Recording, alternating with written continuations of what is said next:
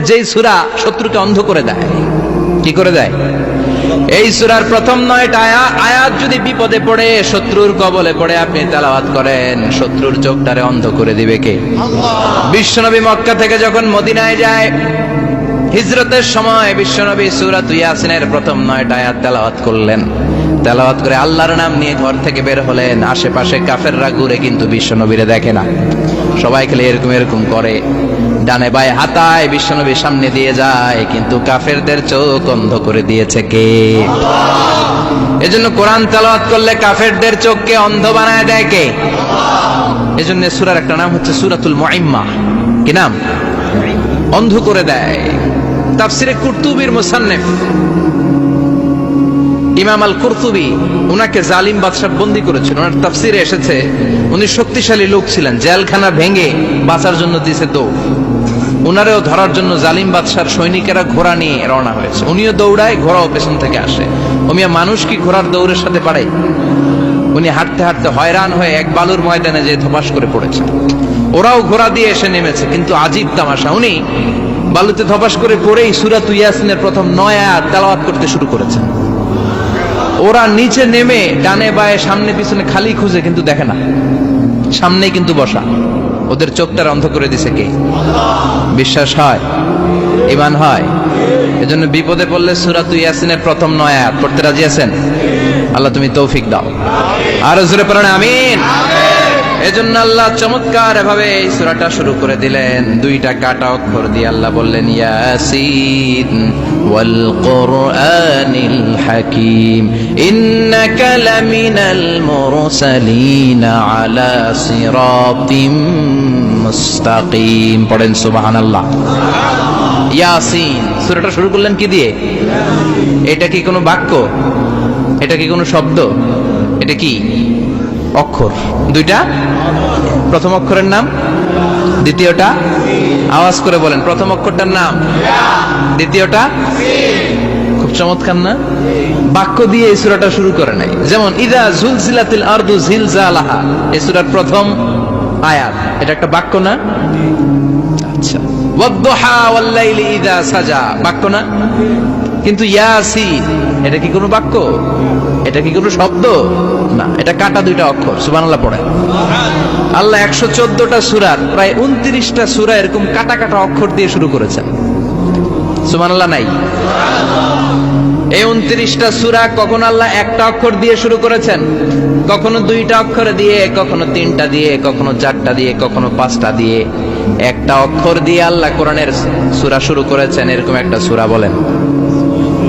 নুন ওয়াল কলামি ওয়া মা ইয়াসতুরুন। নুন, নুন দিয়ে সূরা শুরু হয়ে গেছে। তারপরে কফ, এক অক্ষর দিয়ে সূরা শুরু হয়ে গেছে। সুবহানাল্লাহ পড়েন। সুবহানাল্লাহ।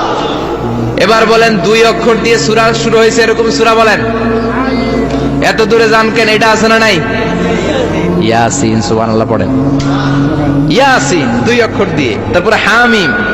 এবার 3 অক্ষর দিয়ে আল্লাহ সূরা শুরু করছেন, এরকম আলিফ লাম তা সিন মিম। আল্লাহু আকবার। আবার 4টা অক্ষর দিয়ে সূরা শুরু হয়েছে, এরকম আছে না নাই? আবে সব কোন? আলিফ লাম মিম র, আলিফ লাম মিম সাদ, আছে না নাই?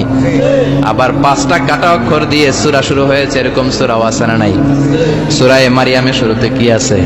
কাফ হা ইয়া আইন সাদ। সুবহানাল্লাহ পড়েন।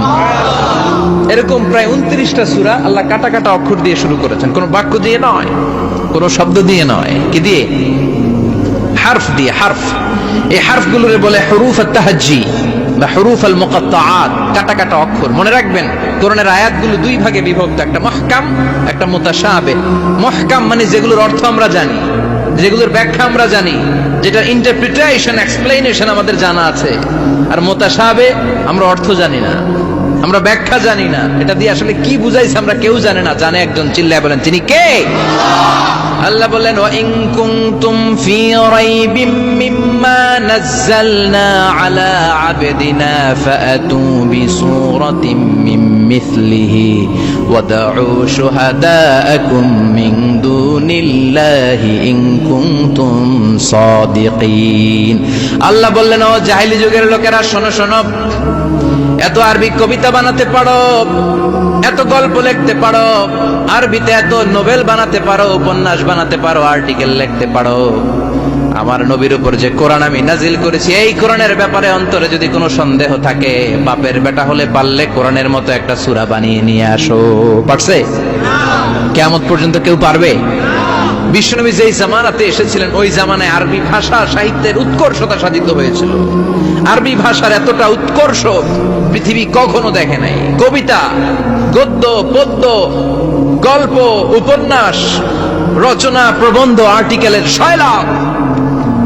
এই ভাষা সাহিত্যিকদের চোখে আঙ্গুল দিয়ে আল্লাহ বুঝাতে চাইলেন, এত অর্থ করতে পারো, এত ব্যাখ্যা জানো, এত বড় বড় বুলিয়া ওড়াও, এত কিছু তুমি জানো, তাহলে বলো ইয়াসিন অর্থ কি? সুবহানাল্লাহ কইবেন না? তাইলে বল নুন অর্থ কি? কফ মানে কি? আলিফ লাম রা মানে কি? ফাবুহিতাল্লাযী কাফার। কেউ জানে না, কেউ উত্তর দিতে পারে না। কোন সুবহানাল্লাহ। এটা কোরআনের মুজিজা, এটার অর্থ কেউ জানে না। আর এগুলোর অর্থ নিয়ে খোঁচাখুচি করাও ঠিক না। তবে মুফাসসিরিন ইকরাম এগুলোর কিছু অর্থ সম্ভাব্য বলার চেষ্টা করেছেন। যেমন ইয়াসিনের অর্থ ইবনে আব্বাস বলেছেন এর অর্থ হতে পারে ইয়া ইনসান, হে মানুষ। সুবহানাল্লাহ পড়েন। কেউ কেউ বলেছে এটার অর্থ হতে পারে ইয়া সাইয়্যিদ আল মুরসালিন। কেউ কেউ বলেছেন ইয়াসিন হতে পারে ইসমুল্লাহ, আল্লাহর নাম। কেউ বলেছেন এটা হতে পারে ইসমুন লিন নবী, বিশ্ব নবীর নাম। আবার কেউ কেউ বলেছেন ইয়াসিন হতে পারে এই কোরআনে কারিমের একটা নাম। কোন সুবহানাল্লাহ। এই সম্ভাব্য সব কথাগুলো বলে পৃথিবীর সব মুফাসসিররা বলতে বাধ্য হয়েছেন আল্লাহু আ'লামু বিমুরাদিহি বিহি। এটার দ্বারা আসল অর্থ যে কি এটা আমরা কেউ জানি না। জানে কে? চিৎকার করে বলতে হবে, জানে কে? তাহলে ইয়াসিন মানে আমরা জানি না। ইয়াসিনের অর্থ আমরা ছেড়ে দেব কার উপর?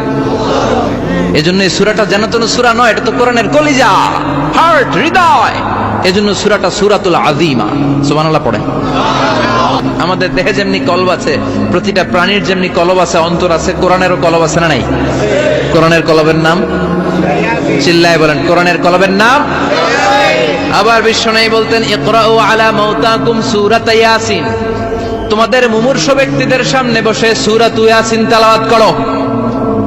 রূহ চলে যাবে, মৃত্যুর একেবারে দ্বার প্রান্তে দাঁড়িয়ে এই মুহূর্তে তার পাশে বসে পড়তে আরম্ভ করেন ইয়াসিন ওয়াল কুরআনিল হাকীম ইন্নাকা লামিনাল মুরসালিনা আলা সিরাতিম মুস্তাকিম। ওই ব্যক্তির ঈমানের মৃত্যু দান করে দিবে কে? মৃত্যুর কষ্ট হালকা করে দিবে কে? আবার বিশ্বনবী বলতেন রাত্রিবেলা যে ব্যক্তি একবার সূরাত ইয়াসিন তেলাওয়াত করে ঘুমাতে যায়, সকালবেলা নিষ্পাপ অবস্থায় তারে ঘুম থেকে জাগাবে কে?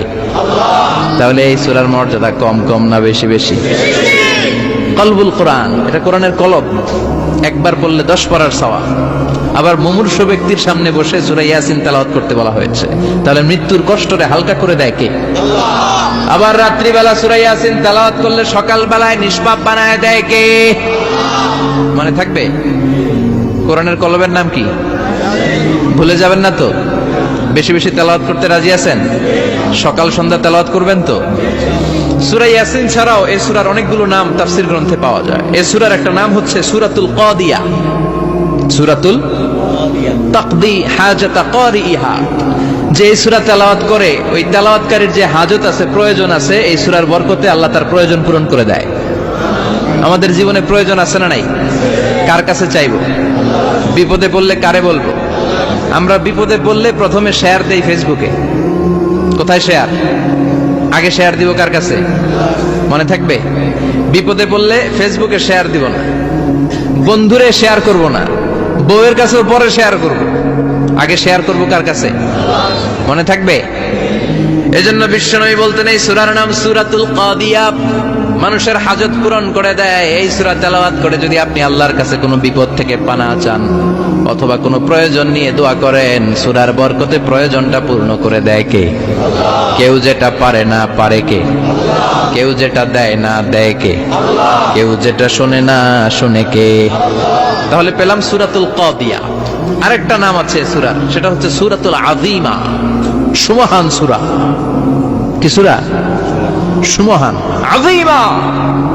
এই আযীম আর আযীমা এই শব্দ দুইটা অনেক দামি, আল্লাহ যে কোনো জায়গায় ব্যবহার করেন নাই। বিশ্বনবীর চরিত্রের উপমা দিতে যে আল্লাহ আযীম শব্দ বলেছেন, তাই না?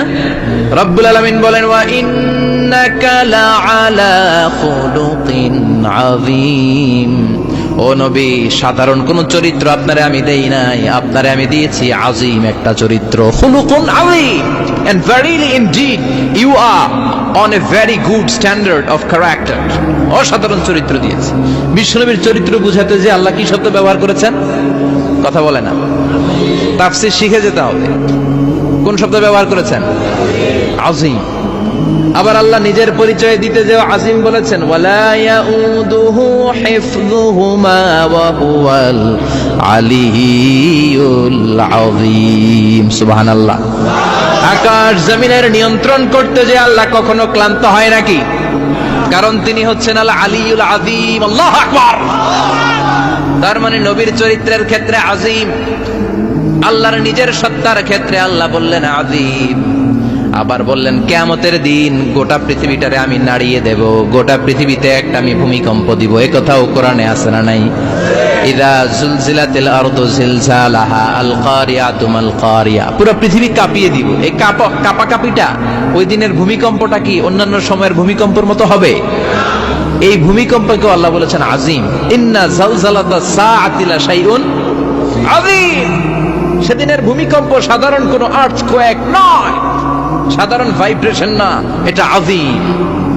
আবার আল্লাহ কোরআনকেও আযীম বলেছেন, ওয়ালাকাদ আতাইনাকা সাবআম মিনাল মাসানি ওয়াল কুরআনাল আযীম। ও নবী, আমি আপনার নিত্য পাঠনীয় শব্দ বাক্য সূরাতুল ফাতিহা দিয়েছি, সাথে সাথে কোরআনে আযীম দান করেছি। সুবহানাল্লাহ। তার মানে কোরআনের ক্ষেত্রে আযীম, কিয়ামতের ভূমিকম্প এটা আযীম, আল্লাহ নিজেও আযীম, বিশ্বনবীর চরিত্র। আবার এই সূরাটাও যেহেতু দামি, এজন্য এই সূরার নাম সূরাতুল আযীমা, সূরাতুল সুমহান সূরা। এটা যেন তেন সূরা নয়, এটা তো কোরআনের কলম।